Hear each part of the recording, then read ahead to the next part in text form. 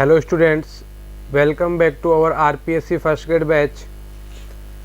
आज का अपना टॉपिक रहेगा थर्मोडायनेमिक्स। बहुत ही इंटरेस्टिंग चैप्टर है। मोस्ट नंबर ऑफ क्वेश्चंस यहाँ से आने वाले हैं। सो इस चैप्टर को अपने को अच्छी तरीके से रीड करना है। तो फर्स्ट ऑफ ऑल, थर्मोडायनेमिक्स का मतलब क्या होता है? What is thermodynamics? तो जो थर्मोडायनेमिक्स है वो अपने पास दो वर्ड से मिलके बनी हुई है, थर्मो प्लस डायनेमिक्स। ठीक है, थर्मो प्लस डायनेमिक्स। थर्मो का मतलब क्या होता है? In the sense of thermal energy, उष्मीय ऊर्जा, और डायनेमिक्स का मतलब होता है मोशन। कि जो अपने पास कोई सिस्टम होगा उसके अंदर जो पार्टिकल्स होंगे उनकी थर्मल एनर्जी किस मोशन से चेंज हो रही है, दैट इज कॉल्ड थर्मोडायनेमिक्स। अब थर्मल एनर्जी कौन कौन सी फॉर्म में हो सकती है? Thermal energy in the form of heat, in the form of work, in the form of internal energy. Internal energy मतलब kinetic energy plus potential energy. तो अपन क्या बोल सकते हैं कि जो थर्मल एनर्जी अपने पास आने वाली है पार्टिकल्स की, वो किस किस की फॉर्म में आएंगी? Heat, work and internal energy. तो अब जब थर्मोडायनेमिक्स को अपन डील कर रहे हैं तो इसको अच्छी तरीके से और समझे तो अपन क्या बोल सकते हैं कि जो थर्मल एनर्जी है, it is the mode of transformation of heat, work and internal energy. जो थर्मल एनर्जी है वो हीट, वर्क और इंटरनल एनर्जी मतलब काइनेटिक और पोटेंशियल एनर्जी का ही एक पार्ट है, जिसको अपन किससे डिफाइन करते हैं? थर्मल एनर्जी से डिफाइन करते हैं। तो जो इनके अंदर चेंज आएगा और जिस स्पीड से आएगा उसकी स्टडी अपन किसके अंदर करते हैं? उसकी स्टडी अपन थर्मोडायनेमिक्स के अंदर करते हैं। ठीक है, तो इसकी डेफिनेशन क्या दे सकते हैं? Thermodynamic involves,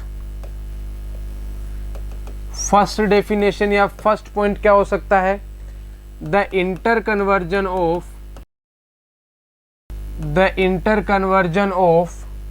various form of energy, various form of energy. कहने का मतलब क्या है कि बहुत सारी अपने पास ऊर्जा होंगी, वो आपस में एक दूसरे में इंटर कन्वर्ट होगी। उनकी स्टडी अपने को कौन देता है? थर्मोडायनेमिक देता है।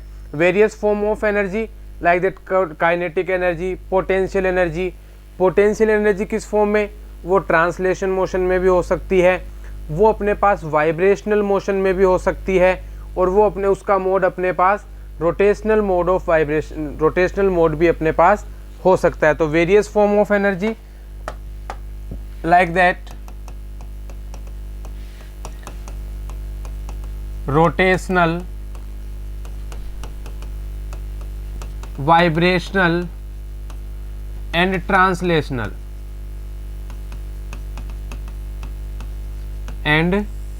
Translational okay, first point clear. Second one is the interconversion of various form of energy, first one, and second one is the relationship between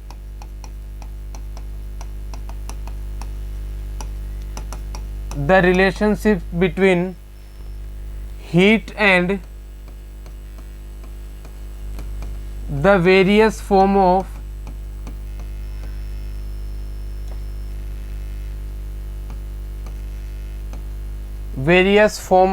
energy. जो थर्मोडायनेमिक है वो अपने को heat and various form of energy के बीच में क्या करती है? रिलेशन प्रोवाइड करवाती है। और वो रिलेशन कैसे प्रोवाइड करवाती है ये अभी अपन आगे पढ़ने वाले हैं। Third one is the efficiency मतलब क्षमता, the efficiency and the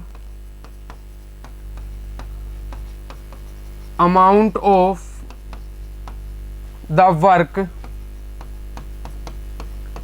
obtain during the interconversion of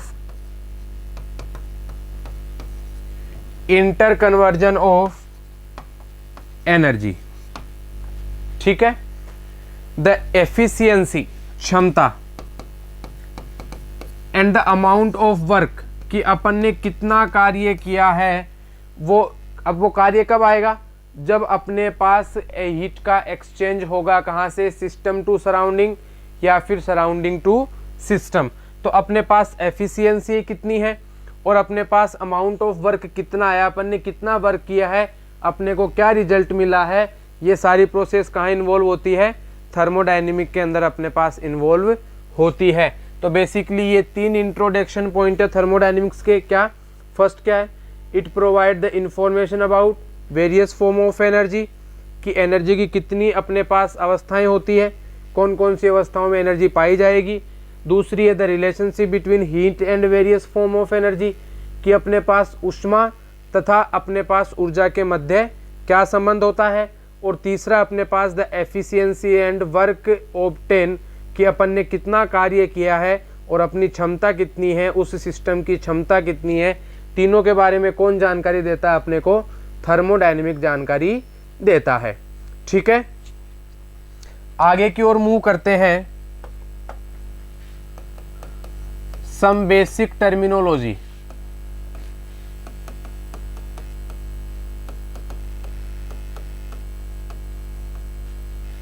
some basic terminology और सम बेसिक टर्मिनोलॉजी में सबसे पहले अपन डिफाइन करते हैं सिस्टम। इसको हिंदी में बोलते हैं निकाय। सिस्टम क्या होता है अपने पास, सिस्टम वह होता है जिसके ऊपर अपन सभी थर्मोडायनेमिक प्रोसेस अप्लाई करते हैं। सिस्टम क्या होता है, सिस्टम एक यूनिवर्स का वह पार्ट होता है जहाँ पे सभी थर्मोडायनेमिक इन्वेस्टिगेशन परफॉर्म्ड होते हैं। ठीक है, फॉर एग्जाम्पल मैं सिस्टम हूँ, ठीक है, अपने आप को सिस्टम मान लीजिए। मैं जो काम कर रहा हूँ इसका मतलब मैं बोल रहा हूँ तो इसका मतलब क्या है कि मैं कुछ ना कुछ काम कर रहा हूँ, और मैं कुछ ना कुछ काम कर रहा हूँ तो मेरे अंदर से हीट रिलीज हो रही है। तो मैं एक क्या हो गया, सिस्टम हो गया। क्या कि मैं काम कर रहा हूँ, मैं बोल रहा हूँ, मैं पढ़ा रहा हूँ, मैं टीचिंग करवा रहा हूँ, तो मेरा काम भी हो रहा है, और यदि मैं मूवमेंट शो कर रहा हूँ तो मेरी हीट भी रिलीज हो रही है। और हीट किसकी फॉर्म में रिलीज हो रही है, वर्क की फॉर्म में रिलीज हो रही है। कि मैं आपको बोल रहा हूँ, आपको पढ़ा रहा हूँ, तो मेरी हीट रिलीज हुई, और मेरी हीट रिलीज किसकी फॉर्म में हुई, वर्क की फॉर्म में, कि मैंने आपको पढ़ा दिया, मेरा पढ़ाया हुआ समझ में आ गया। तो इस तरीके से अपन जनरल एग्जाम्पल लेके इसको अच्छी तरीके से समझ सकते हैं। तो सिस्टम क्या हुआ, ए पार्ट ऑफ यूनिवर्स ब्रह्मांड का वह भाग वेयर ऑल थर्मोडायनेमिक इन्वेस्टिगेशन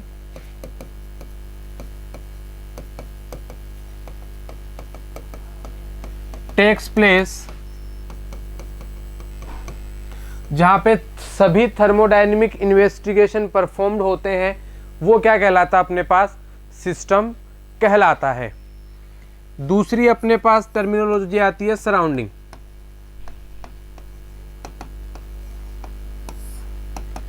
अब सराउंडिंग क्या होता है, सराउंडिंग यूनिवर्स का वह पार्ट है जो जहाँ पे थर्मोडायनेमिक इन्वेस्टिगेशन परफॉर्म नहीं होते।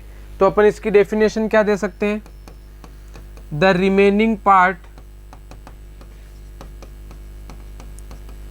Of universe at which no thermodynamic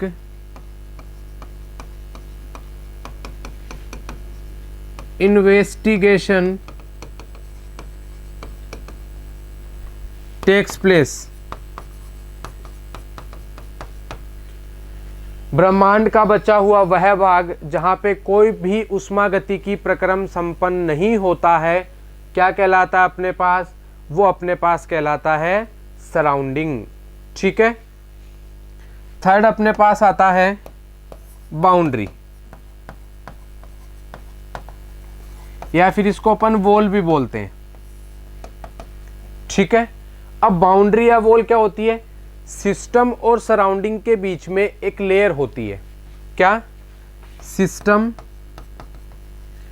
और सराउंडिंग के बीच क्या होती है? एक लेयर होती है। ये लेयर अपने पास 3 टाइप की हो सकती है। कौन कौन सी?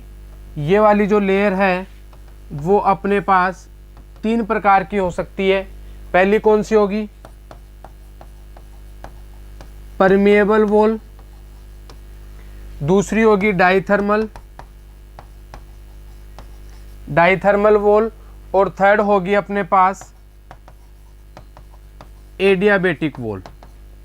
अब इन तीनों वॉलों का काम क्या है? देखो, परमिएबल वॉल मतलब वॉल तो होगी, अपने पास बाउंड्री तो आएगी सिस्टम और सराउंडिंग के बीच में, लेकिन वहां पे मैटर का और एनर्जी का एक्सचेंज क्या हो सकता है? पॉसिबल हो सकता है। किसका? मैटर का और एनर्जी दोनों का एक्सचेंज पॉसिबल है। ये लो, राइट साइन मतलब दोनों का एक्सचेंज क्या है?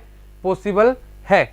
डाइथर्मल वॉल मतलब, अब देखो परमेबल वॉल तो प्रेजेंट है कहाँ पे? सिस्टम और सराउंडिंग। देखो, जो हीट का अपने पास ट्रांसफॉर्मेशन पढ़ेंगे थर्मो में, वो अपन पढ़ेंगे सिस्टम और सराउंडिंग के बीच में।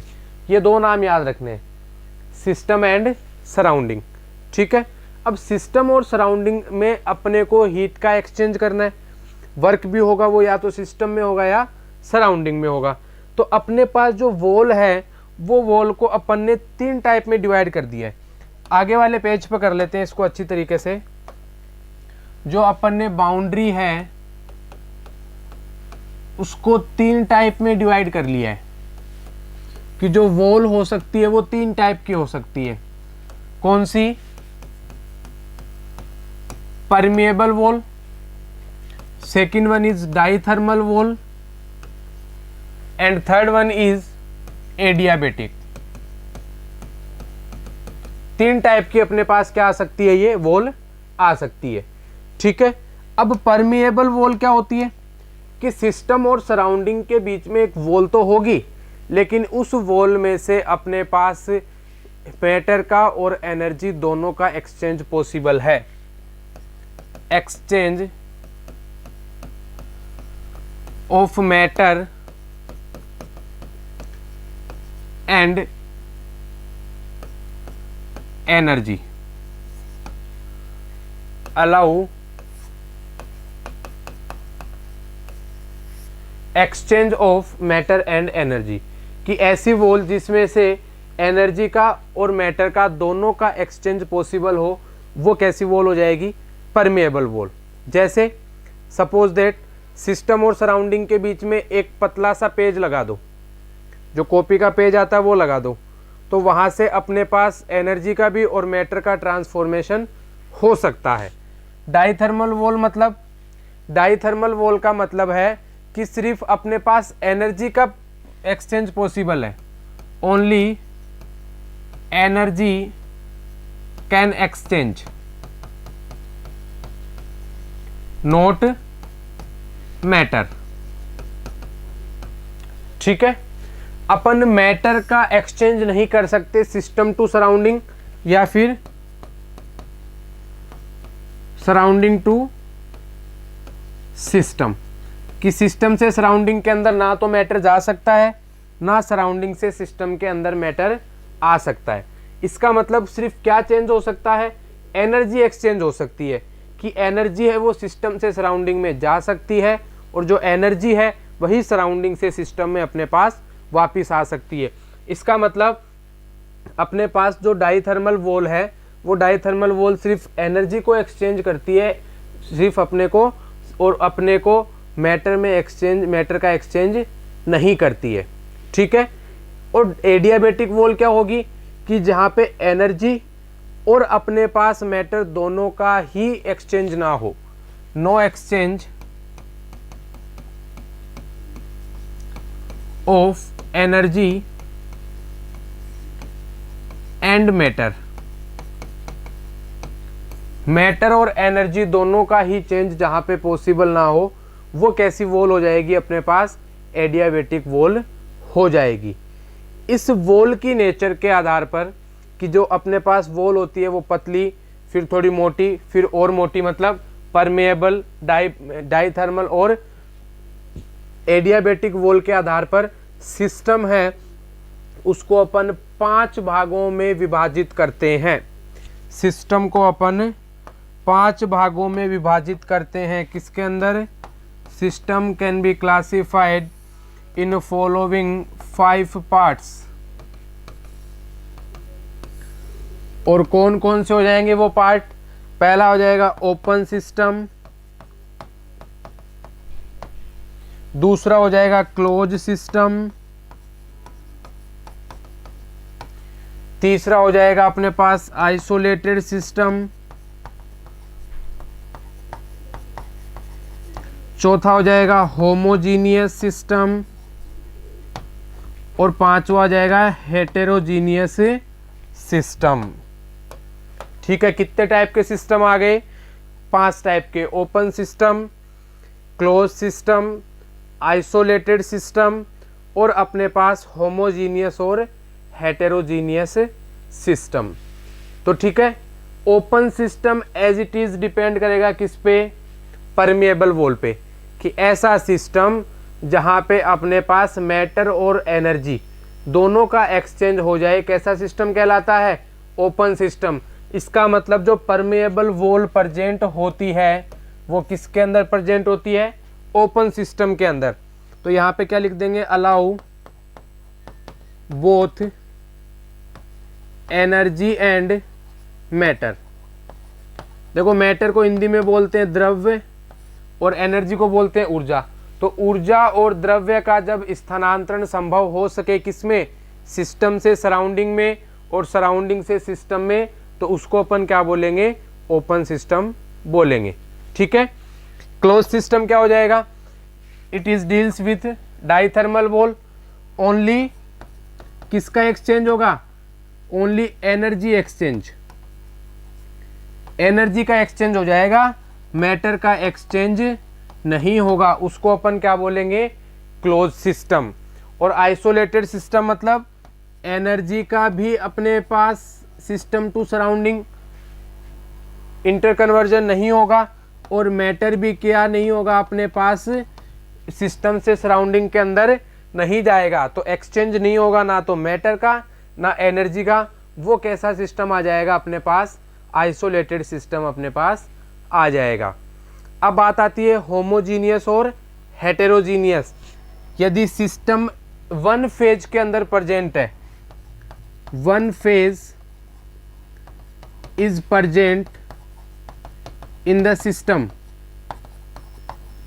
यदि निकाय के अंदर एक ही प्रकार की प्रावस्थाएं हैं, तब उसका नाम हो जाएगा होमोजीनियस सिस्टम। जैसे सॉलिड है तो सॉलिड, रिएक्टेंट भी सॉलिड में, प्रोडक्ट भी सॉलिड में, गैस में है तो गैस में, लिक्विड में है तो लिक्विड में।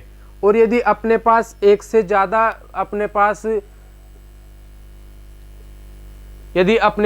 एक से ज़्यादा फेज आ जाए तो वो कैसा सिस्टम हो जाएगा? Heterogeneous system. मतलब मोर देन टू और more than two phase are present in system, कि जब निकाय के अंदर एक से ज़्यादा प्रावस्थाएं उपस्थित हो जाएं तब उसको अपन क्या बोलेंगे? हेटेरोजीनियस सिस्टम बोल देंगे। तो अपन समझ में आया कि ये जो बाउंड्री वॉल है इसके बेसिस के ऊपर अपन ने सिस्टम को कितने टाइप में क्लासिफाइड किया है? 5 भागों में क्लासिफाइड किया है अपन ने इसको। कौन कौन से में? एक तो open system, close system, isolated system, and next one is homogeneous and heterogeneous. Okay, open system क्या होता है? ऐसा सिस्टम जो अपने पास एनर्जी और मैटर दोनों को क्या करता है? अपने पास अलाउ करता है exchange system to surrounding. Second one है क्लोज सिस्टम।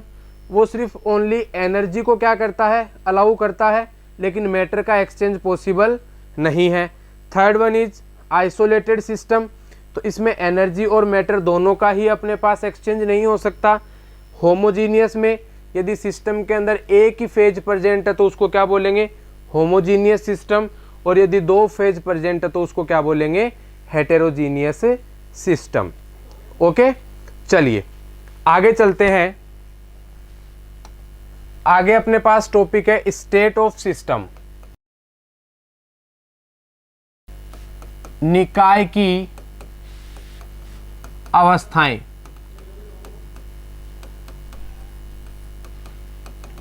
अब स्टेट ऑफ सिस्टम किसे बोलेंगे, यदि अपने को किसी सिस्टम को डिफाइन करना है, यदि अपने को किसी निकाय को परिभाषित करना है, तो उसके लिए कुछ अपने पास वेरिएबल्स होते हैं। उन वेरिएबल्स को अपन क्या बोलते हैं, स्टेट ऑफ सिस्टम बोलते हैं। तो क्या लिखेंगे, to define state of system we require some variables or parameters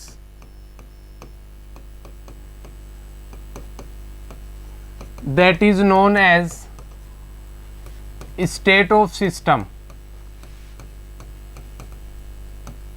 state of system।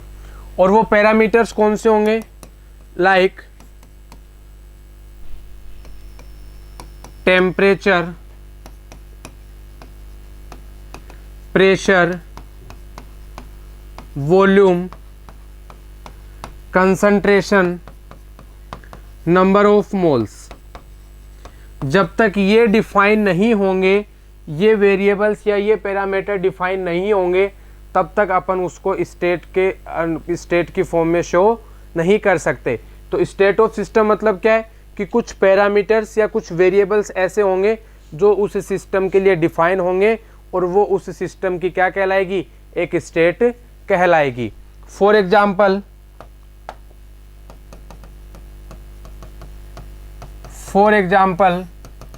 एक ही सिस्टम है वो टू स्टेट में एग्जिस्ट कर सकता है।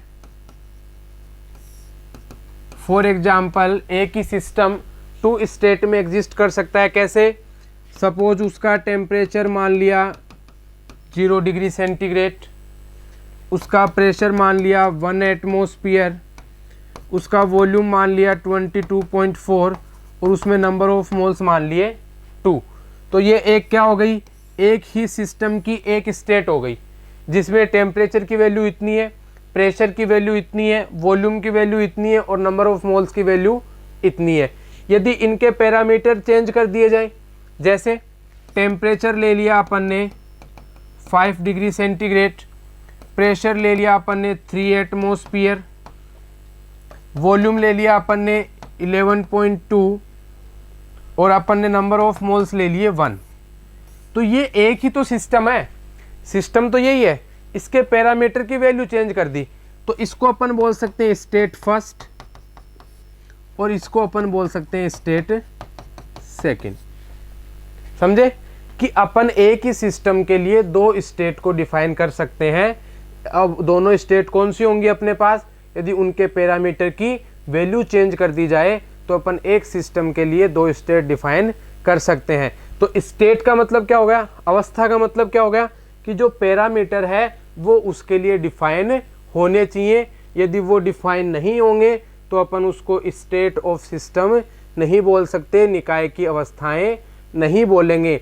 इनके लिए रिक्वायर्ड वेरिएबल है कौन कौन से, टेम्परेचर हुआ, प्रेशर हुआ, वॉल्यूम हो गया अपने पास, next one is number of moles and concentrations. यदि ये डिफाइन है तो अपन उसको स्टेट बोलेंगे और यदि ये डिफाइन नहीं है तो अपन उसको स्टेट नहीं बोलेंगे कि ये उस सिस्टम की स्टेट है। हाँ, सिस्टम जरूर एग्जिस्ट कर सकता है लेकिन स्टेट के लिए अपने पास ये वेरिएबल्स, ये पैरामीटर्स होने जरूरी है और इनकी वैल्यूज अपने पास होनी जरूरी है। तो समझ में आया state of system. Okay,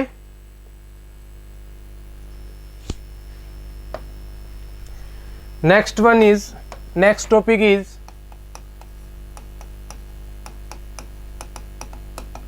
properties of system, properties of system. देखो जो प्रॉपर्टीज ऑफ सिस्टम है, यहाँ से एक क्वेश्चन कंफर्म आएगा, 101% है, तो यहाँ से इसको अच्छी तरीके से डील कर लेते हैं। प्रॉपर्टीज ऑफ सिस्टम है वो अपने पास दो टाइप की होती है, एक होती है माइक्रोस्कोपिक, एक होती है मैक्रोस्कोपिक।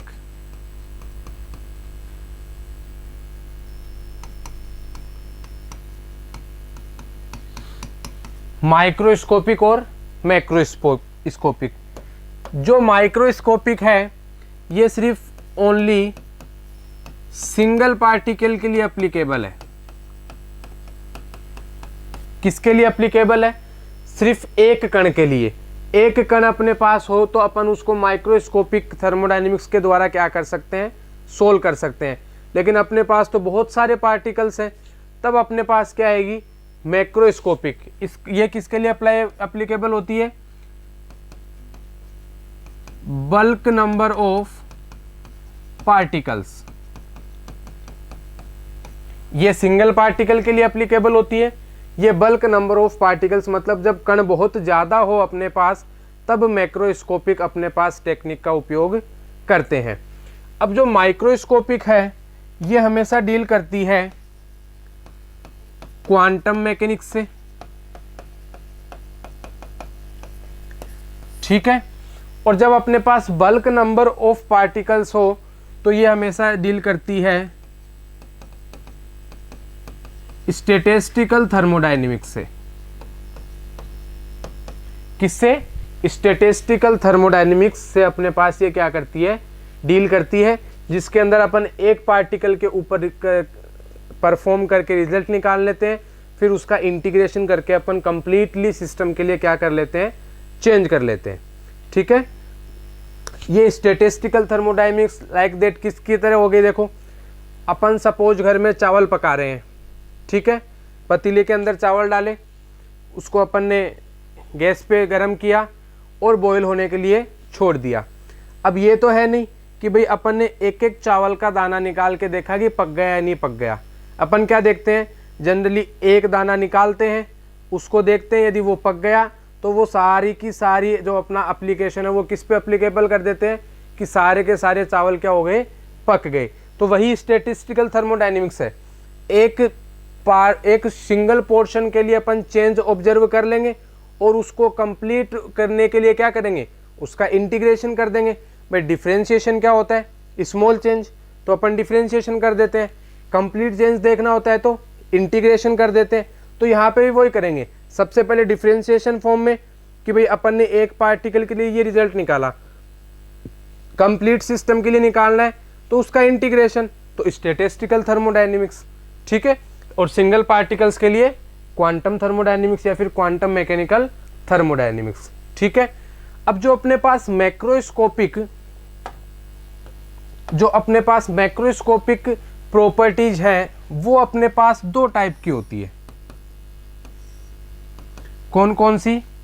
पहली होती है एक्सटेंसिव प्रॉपर्टी,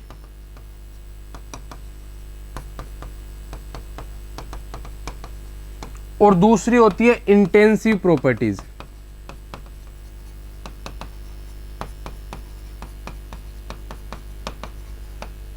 एक्सटेंसिव प्रॉपर्टीज और इंटेंसिव प्रॉपर्टीज। यहां से कंफर्म एक क्वेश्चन आएगा इंटेंसिव प्रॉपर्टीज में से या फिर एक्सटेंसिव प्रॉपर्टीज में से एक क्वेश्चन कंफर्म आएगा। तो अपन इनको डिटेल से देख लेते हैं। तो फर्स्ट ऑफ ऑल अपन पढ़ते हैं एक्सटेंसिव प्रॉपर्टीज। फर्स्ट नंबर क्या है? Extensive properties. देखो एक्सटेंसिव प्रॉपर्टीज क्या होती है? ऐसी प्रॉपर्टीज जो किस पे निर्भर करती है? पदार्थ की मात्रा पर निर्भर करती है। सिस्टम के अंदर जो पदार्थ है उसकी मात्रा पे निर्भर करती है। क्या कहलाती है अपने पास? Extensive properties. Properties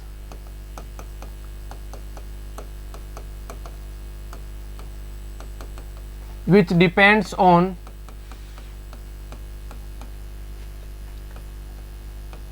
amount of substance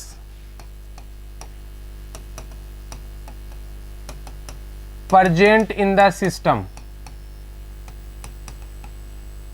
कि निकाय के अंदर जो पदार्थ उपस्थित है उसकी मात्रा पे यदि जो प्रॉपर्टीज निर्भर करेंगी वो अपने पास क्या हो जाएंगी, एक्सटेंसिव प्रॉपर्टीज हो जाएंगी। और एक्सटेंसिव प्रॉपर्टीज के एग्जाम्पल जैसे मास हो गया, द्रव्यमान क्या होता है कि इसका द्रव्यमान इतना है, इसका द्रव्यमान इतना है, तो मास क्या कर रहा है, अपने पास अमाउंट ऑफ सब्सटेंस पे क्या कर रहा है, डिपेंड कर रहा है। ठीक है, तो ये क्या हो जाएगी, एक एक्सटेंसिव प्रॉपर्टी है। सेकंड वन इज वॉल्यूम, उसका आयतन कितना है, ये भी अपने पास एक एक्सटेंसिव प्रॉपर्टी है। Third one is number of moles, भाई अपन बोलते हैं ना कि एक रिएक्टेंट के इतने नंबर ऑफ मोल्स प्रेजेंट है, दूसरे रिएक्टेंट के इतने नंबर ऑफ मोल्स प्रेजेंट है, या फिर प्रोडक्ट के इतने नंबर ऑफ मोल्स है। तो ये भी क्या हो रही है कि कितने नंबर ऑफ मोल्स, कि भाई इतने नंबर ऑफ मोल्स गिनती में आ गई, तो एक तरीके से ये क्या हो गई, अपने पास एक्सटेंसिव प्रॉपर्टी हो गई। चौथी क्या हो जाएगी, fourth one is mass, volume, number of moles, energy. Energy क्या हो जाएगी अपने पास, जितनी भी एनर्जी होती है वो सारी की सारी एक्सटेंसिव प्रॉपर्टीज होती है। एनर्जीज मतलब कितने टाइप की एनर्जी हो गई अपने पास, suppose enthalpy, enthalpy delta H, H क्या है अपने पास, एनर्जी की फॉर्म है एंथैल्पी भी, तो ये भी क्या है, एक एक्सटेंसिव प्रॉपर्टी है। Entropy, it is also part of extensive properties. Free energy, जिसको अपन जी से शो करते हैं, ये भी क्या है, एक extensive property. Total internal energy, आंतरिक ऊर्जा, कुल आंतरिक ऊर्जा, ये सारे क्या है, एक एनर्जी के ही पार्ट हैं, और ये सारे के सारे क्या होंगे अपने पास, एक्सटेंसिव प्रॉपर्टीज होंगी, जो अमाउंट ऑफ सब्सटेंस पे क्या करेगी, डिपेंड करेगी। ठीक है, next one is intensive properties.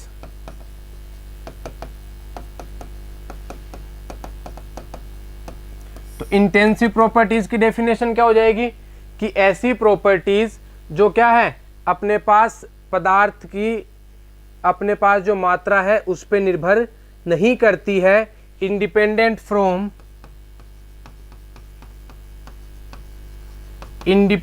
From amount of substance.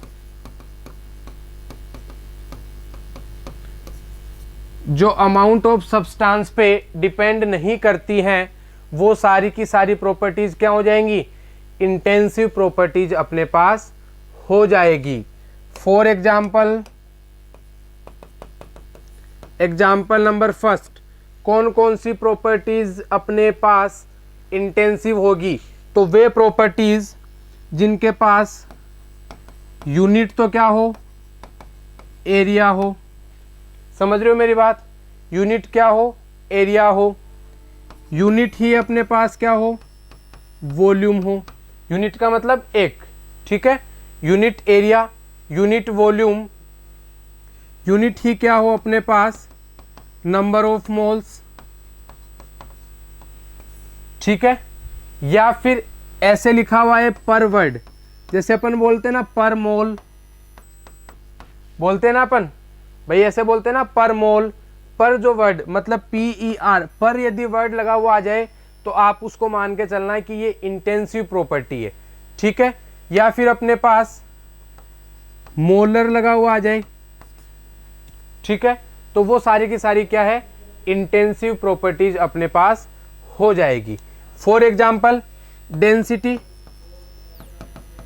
Density क्या है, मास अपॉन वॉल्यूम, तो अपन इसको क्या लिखेंगे, मास पर वॉल्यूम लिखेंगे ना। तो मैंने क्या बोला है कि यदि पर वर्ड जहां पे आ जाए, इसका मतलब वो कैसी प्रॉपर्टी है, इंटेंसिव प्रॉपर्टी अपने पास है। ठीक है, ऐसे ही फोर्स हो जाएगा अपने पास, प्रेशर क्या हो जाएगा, फोर्स अपॉन में एरिया, तो इसको क्या लिख सकते हैं, फोर्स पर एरिया, तो यहाँ पे क्या आ गया, पर वर्ड आ गया। तो pressure is also a part of intensive property. ठीक है, सपोज एंथैल्पी लिखा हुआ है, ओनली एंथैल्पी, तो अपने पास एक्सटेंसिव प्रॉपर्टी। और यदि इसके आगे मोलर लगा दें तो मोलर एंथैल्पी क्या हो जाएगा, अपने पास इंटेंसिव प्रॉपर्टी। ऐसे ही एंट्रोपी लिखा हुआ है तो ये एक्सटेंसिव, यदि इसके आगे मोलर वर्ड लगा दें तो ये इंटेंसिव। ठीक है, ऐसे ही अपने पास फ्री एनर्जी,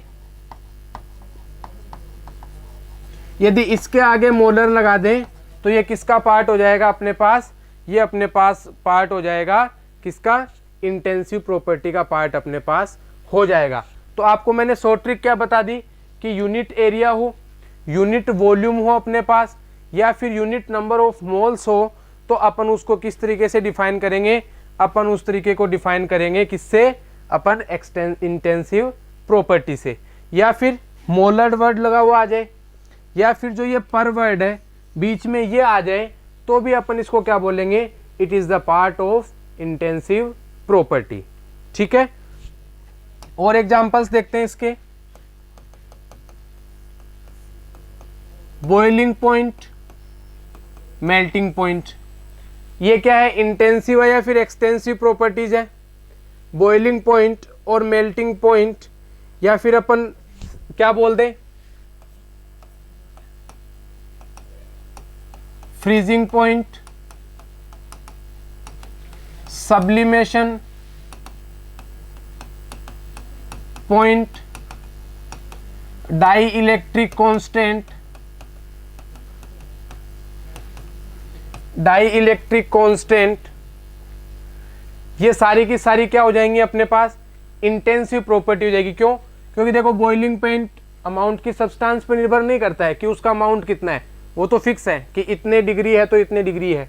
ऐसे ही मेल्टिंग पॉइंट, ऐसे ही फ्रीजिंग पॉइंट, ऐसे ही सब्लिमेशन पॉइंट, ऐसे ही डाइलेक्ट्रिक कांस्टेंट, ये अमाउंट की सब्सटेंस पे निर्भर नहीं करते, तो इनको अपन क्या बोलेंगे, ये अपने लिए क्या है, इंटेंसिव प्रॉपर्टीज है। ठीक है, थर्ड देखिए, यदि कहीं पे आपको स्टैंडर्ड वर्ड दिख जाए, कौन सा, यदि अपन किसी भी इकाई को एक्सप्रेस कर रहे हैं और उसमें स्टैंडर्ड वर्ड दिख जाए, तो it is N example of intensive property. किसका एग्जाम्पल हो जाएगा, ये इंटेंसिव प्रॉपर्टी का एग्जाम्पल अपने पास हो जाएगा। समझ रहे हो, स्टैंडर्ड वर्ड लिखा हुआ मिले तो ये किसका एग्जाम्पल अपने पास, इंटेंसिव प्रॉपर्टी का एग्जाम्पल है। फॉर एग्जाम्पल, सिर्फ सेल पोटेंशियल लिखा हुआ है, सिर्फ सेल पोटेंशियल लिखा हुआ है, तो अपन क्या बोलेंगे, it is N example of extensive property. और यदि इसके आगे स्टैंडर्ड वर्ड लगा दिया जाए तो ये क्या बन जाएगा, intensive property.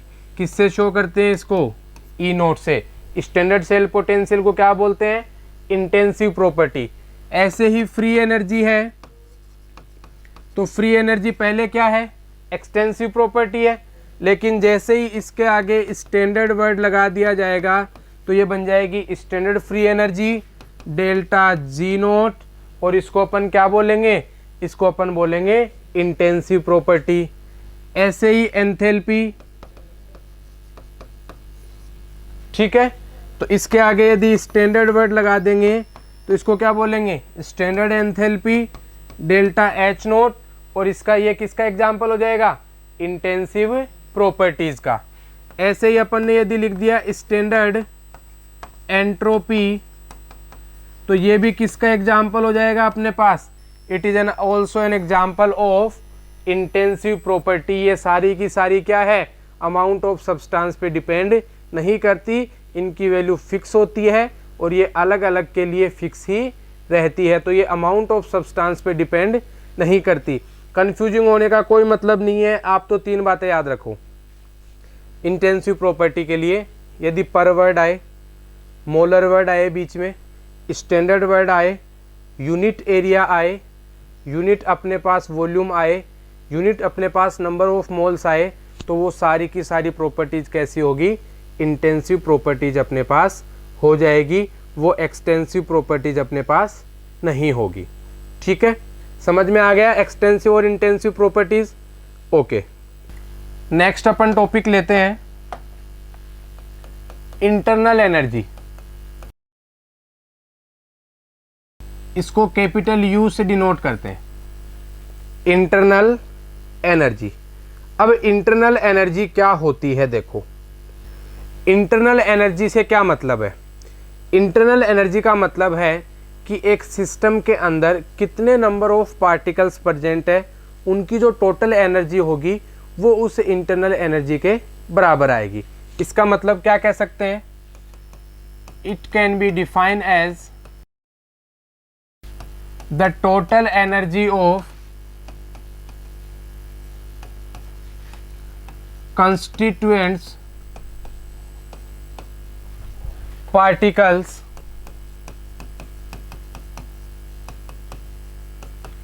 present in, it can be defined as the total energy of constituent particles present in the system is known as internal energy। आंतरिक ऊर्जा क्या होती है कि एक निकाय के अंदर कितने कण उपस्थित है, उन कणों की, सभी कणों की जो टोटल एनर्जी होगी वो क्या होगी, अपने पास क्या होगी, इंटरनल एनर्जी। तो इंटरनल एनर्जी को कैसे डिफाइन कर सकते हैं, it is the summation of total energy of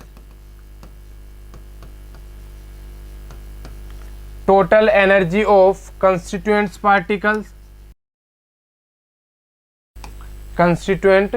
particles. तो जो अपने पास पार्टिकल्स की एनर्जी होगी वो कौन कौन सी फॉर्म में होंगी, वे दो ही फॉर्म में हो सकती है, या तो पार्टिकल रेस्ट पोजीशन में तो उसकी पोटेंशियल एनर्जी काम में आ जाएगी, यदि वो अपने पास मूवमेंट की फॉर्म में है, वो मूवमेंट कर रहा है, तो अपने पास क्या आ जाएगी, उसकी वो काइनेटिक एनर्जी। तो it is the summation of kinetic energy plus potential energy, और इसी को ही क्या बोलते हैं अपन, इंटरनल एनर्जी बोलते हैं।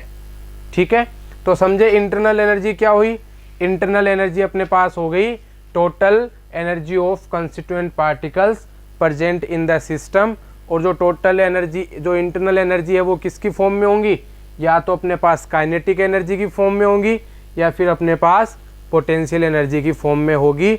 और अपने पास ये जो काइनेटिक और इंटरनल आएगी, ये टोटल एनर्जी, इंटरनल एनर्जी किसकी फॉर्म में आएगी, हीट प्लस वर्क की फॉर्म में आएगी। किसकी फॉर्म में आएगी, हीट प्लस वर्क की फॉर्म में आएगी, और इसी को अपन क्या बोलते हैं, टोटल एनर्जी बोलते हैं।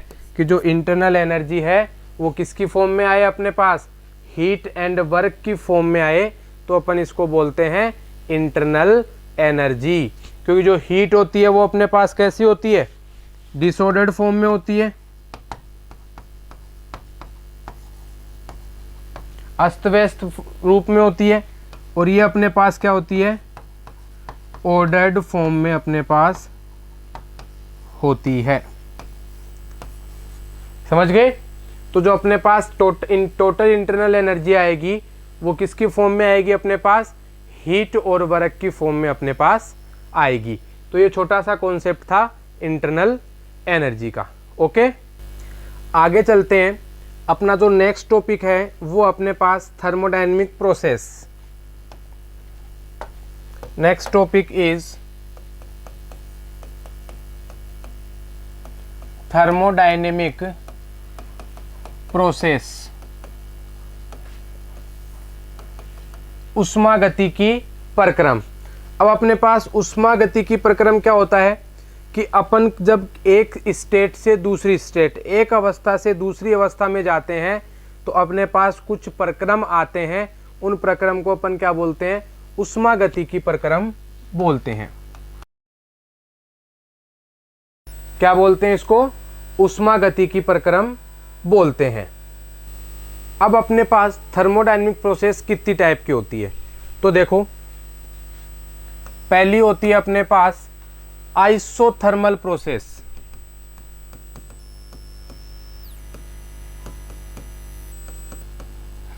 आइसोथर्मल प्रोसेस मतलब समतापीय प्रक्रम। मैं इधर लिख देता हूं, एक स्टेट अपने पास ये है, स्टेट 1 और स्टेट सेकंड। इसका टेम्परेचर मान रहा हूं मैं T1, इसका टेम्परेचर मान रहा हूं मैं T2। तो डेल्टा T का मान क्या आएगा, T2 माइनस T1 आएगा क्या इसके अकॉर्डिंग। लेकिन प्रोसेस कैसी हो, समतापीय हो, आइसोथर्मल प्रोसेस अपने पास हो, तो अपन उसको क्या बोलेंगे कि यहाँ पे T1 इज इक्वल्स टू क्या है, T2 है। क्या है अपने पास, T1 is equals to T2 है। तो जो T1 और T2 का मान एक ही है, तो डेल्टा T का मान कितना आएगा, 0। तो आपको क्या याद रखना है कि आइसोथर्मल प्रोसेस के अंदर डेल्टा T का मान कितना आता है अपने पास, 0 आता है। ठीक है। सेकंड क्या हो जाएगी, आइसोबारिक प्रोसेस। आइसोबारिक मतलब समदाबीय प्रक्रम। अब समदाबीय प्रक्रम क्या होगा, इसका प्रेशर P1 मान लो और दूसरी स्टेट का प्रेशर P2 मान लो। इसका मतलब P1 इज इक्वल्स टू क्या आएगा, P2 समदाबीय प्रक्रम में। तो जो डेल्टा P है वो क्या आएगा, P2 माइनस P1, और जो डेल्टा P का मान है वो क्या आ जाएगा अपने पास, 0। इसका मतलब समदाबीय प्रक्रम में डेल्टा P का मान कितना आएगा, 0 आएगा। थर्ड देखते हैं, आइसोकोरिक प्रोसेस। आइसोकोरिक प्रोसेस क्या होती है, समआयतनिक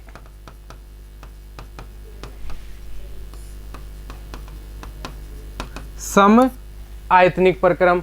अब समायतनिक प्रक्रम मतलब इसका वॉल्यूम V1 माना, इसका वॉल्यूम V2 माना। इसका मतलब V1 किसके बराबर है, V2। समायतनिक मतलब दोनों स्टेट के वॉल्यूम बराबर। तो जो डेल्टा V आएगा वो क्या आएगा, V2 माइनस V1, और ये किसके इक्वल आ जाएगा, 0 के इक्वल, क्योंकि V1 और V2 का मान क्या है, एक ही है। तो ये कैसा प्रक्रम हो जाएगा अपने पास, आइसोकोरिक प्रक्रम या फिर समायतनिक प्रक्रम। चौथा क्या है, साइक्लिक प्रोसेस, चक्रीय प्रक्रम।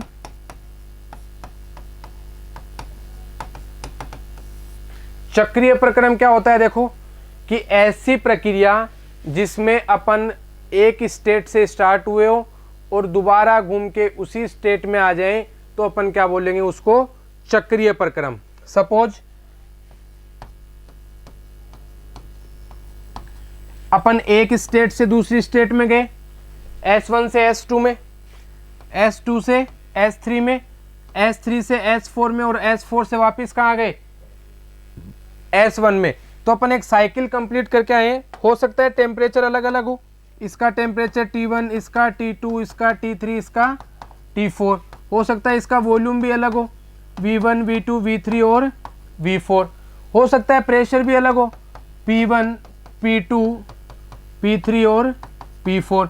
लेकिन अपन एक स्टेट से दूसरी स्टेट में, दूसरी से तीसरी में, तीसरी से चौथी में, और चौथी से वापस कहाँ आ गए, फर्स्ट में। तो अपन ने क्या कर लिया, एक साइकिल कंप्लीट कर लिया, और इसे क्या बोलते हैं, साइक्लिक प्रोसेस बोलते हैं।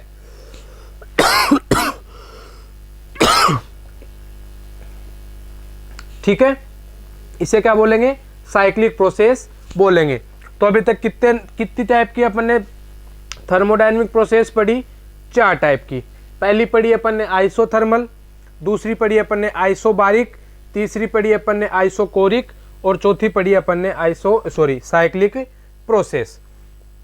नेक्स्ट प्रोसेस है 5वें नंबर की, एडियाबेटिक।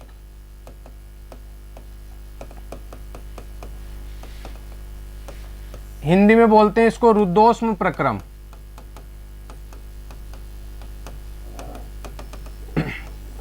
देखो एडियाबेटिक का मतलब क्या होता है, अपन किसकी बात कर रहे हैं, स्टेट फर्स्ट की और स्टेट सेकंड की। दो अलग अलग स्टेट की बात कर रहे हैं, और जब अपन दो अलग अलग स्टेट की बात करते हैं तो अपन ने इसका प्रेशर P1, इसका P2, वॉल्यूम V1 P2, इसका अपने पास टेम्परेचर T1 T2, ये मानते हैं अपन। अलग अलग टेम्परेचर है अपने पास और अलग अलग क्या है, प्रेशर है। तो अपने पास एडियाबेटिक का मतलब क्या हो जाएगा कि यदि इनके अंदर हीट का एक्सचेंज नहीं हो, स्टेट फर्स्ट से स्टेट सेकंड के अंदर अपने पास हीट का एक्सचेंज नहीं हो, नो एक्सचेंज ऑफ हीट, यदि हीट का एक्सचेंज नहीं हो तो अपन उसको क्या बोलेंगे, एडियाबेटिक प्रोसेस बोलेंगे। उष्मा का आदान प्रदान संभव नहीं हो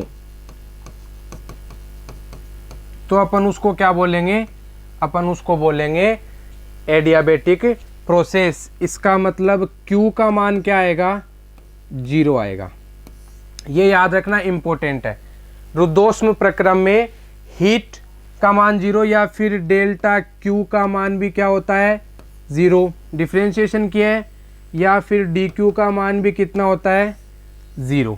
तो रुद्धोष्म प्रक्रम में हीट का एक्सचेंज नहीं होता है, और जब हीट का एक्सचेंज नहीं होता है तो इसका मान कितना आएगा अपने पास, अपने पास आएगा 0।